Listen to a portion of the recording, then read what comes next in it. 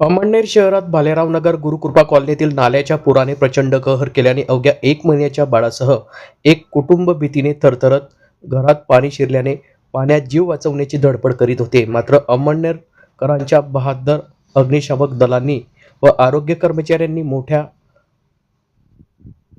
संकटांना सामोरे जात प्रयत्न केले असून या ठिकाणी बाळाजवळ पोहोचून कुटुंबाला सुखरूप स्थळी पोहोचवल्याने सर्वत्र या कामाचे कौतुक केले जात आहे.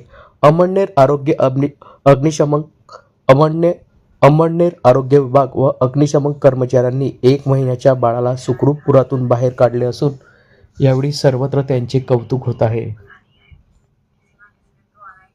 जळगाव जिल्ह्यात 2 दिवसाचा रेड अलर्ट जारी करण्यात आला असून जळगाव जिल्ह्यात मोठ्या प्रमाणात पाऊस हा बरसत आहे.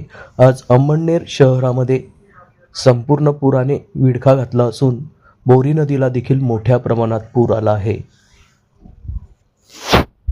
यावेळी घटनेची माहिती कळताच मुख्य कार्यकारी अधिकारी गणेश शिंदे यांनी पथक रवाना केले. यावेळी आरोग्य निरीक्षक किरण भंडारे, अग्निशमन